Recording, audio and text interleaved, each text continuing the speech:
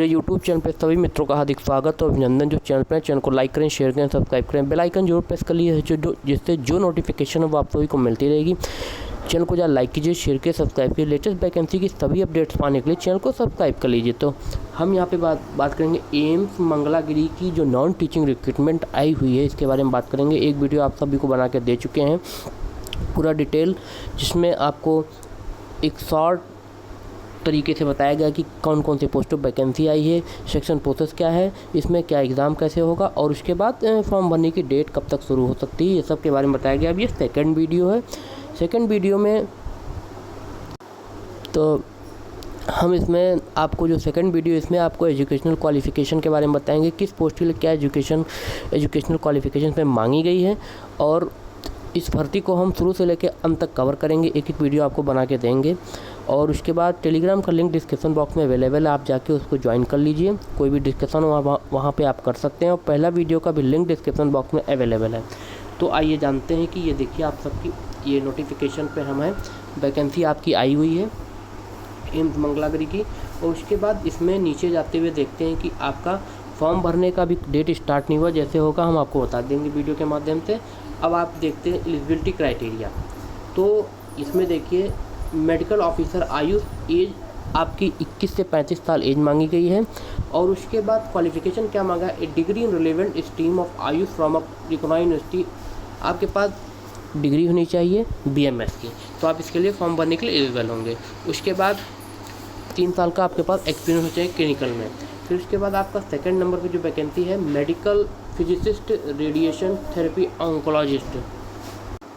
तो अब second post जो है medical physicist radiation therapy and oncologist, age 21 से 35 साल मांगी गई है। और इसमें आपका MSc इन मेडिकल फिजिक्स और इक्विवेलेंट फ्रॉम रिकॉग्नाइज्ड यूनिवर्सिटी हो तो आप फॉर्म भर सकते हैं।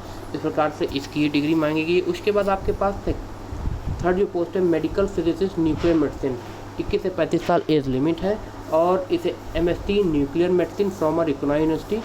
और उसके बाद ROC level 2 certification recognised by AERB, तो आप फॉर्म इसका भर सकते हैं।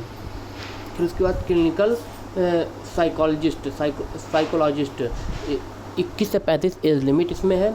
और qualification MA MSc in psychology with MPhil in clinical psychology आपके पास अगर है, और and at least 2 year experience in clinical psychology है, तो आप फॉर्म भरने के लिए एलिजिबल हैं।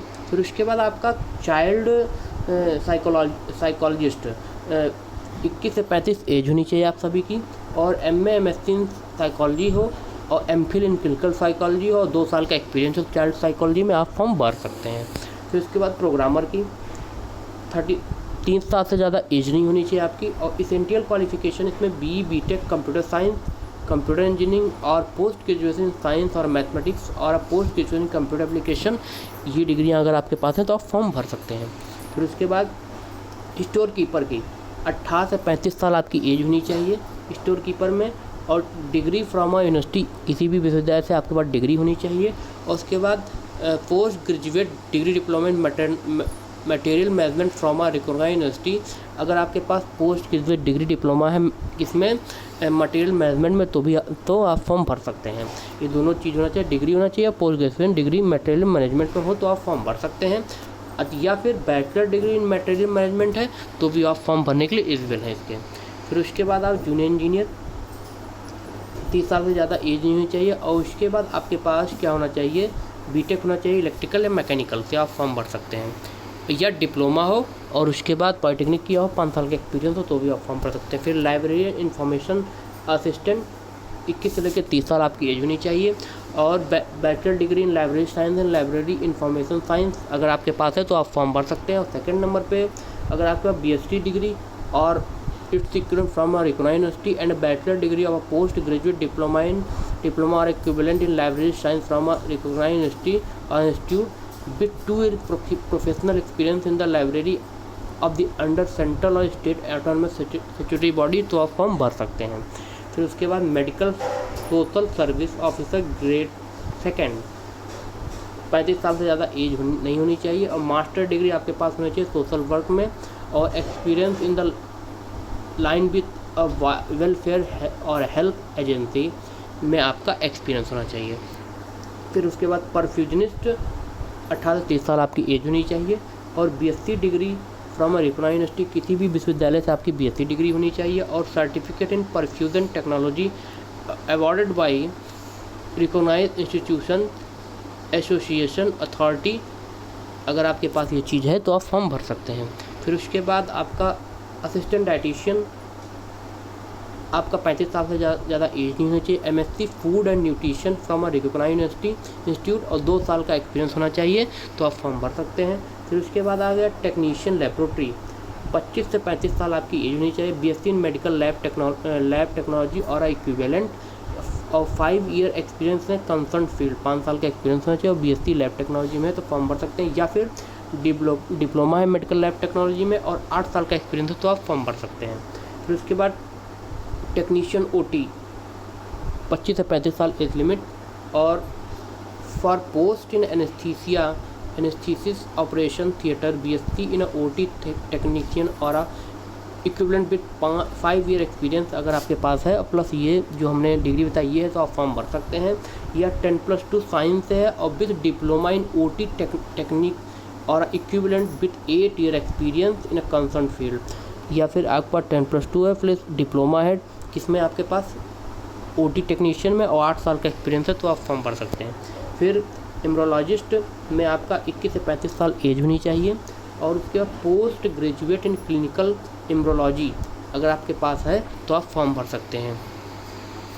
फिर उसके बाद आपके पास डेंटल टेक्नीशियन हाइजीनिस्ट जिसे कहते हैं, 21 से 35 एज लिमिट, 10+2 होना चाहिए और डिप्लोमा होना चाहिए डेंटल हाइजीनिस्ट में तो आप फॉर्म भर सकते हैं। न्यूक्लियर मेडिसिन टेक्नोलॉजिस्ट 18 से 30 साल एज लिमिट और BSc in life science and other science अगर आपके पास है तो आप फॉर्म भर सकते हैं। मेडिकल रिकॉर्ड टेक्नीशियन आप लोग देख रहे हैं 18 से 30 साल age limit, BSc medical record है आप फॉर्म भर सकते हैं। या 10+2 है साइंस से और उसके बाद 6 साल का 6 month diploma certificate course in medical record keeping from a recognised institution university and 2 साल का एक्सपीरियंस है तो आप फॉर्म भर सकते हैं मेडिकल रिकॉर्ड टेक्नीशियन। फिर लोअर डिविजनल क्लर्क आपका 18 से 30 साल एज लिमिट और उसके बाद आपके पास 10+2 होना चाहिए तो आप फॉर्म भर सकते हैं।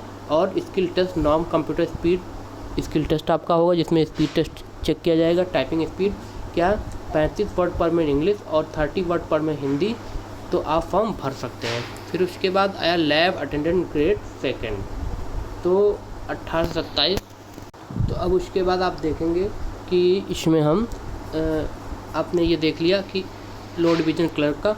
उसके बाद अब लैब अटेंडेंट ग्रेड 2 है 18 से 27 साल एज लिमिट, 10+2 विद साइंस और diploma in medical lab technology और 2 साल का एक्सपीरियंस है तो आप फॉर्म भर सकते हैं।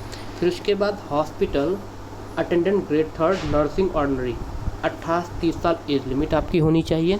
और मैट्रिकुलेशन आपके पास 10th होना चाहिए, मतलब हाई स्कूल पास होने चाहिए। और certificate course in hospital service conducted by a recognised organisation इसका सर्टिफिकेट हो। सेंट जॉन्स एम्बुलेंस और उसके बाद आपके पास एक्सपीरियंस है आप फॉर्म भर सकते हैं।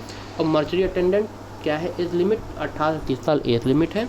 और मैट्रिकुलेशन आपके पास होना चाहिए किसी भी यूनिवर्सिटी से और मर्चरी में काम करने का आपका एक्सपीरियंस है तो फॉर्म भर सकते हैं। ये इस प्रकार से ये पोस्ट वाइज आपका डिटेल क्वालिफिकेशन आपने जान लिया और एज लिमिट जान ली तो आप लोग अच्छे से फॉर्म भरिए। टेलीग्राम लिंक को ज्वाइन कीजिए, चैनल को ज़्यादा लाइक कीजिए, शेयर कीजिए, सब्सक्राइब कीजिए।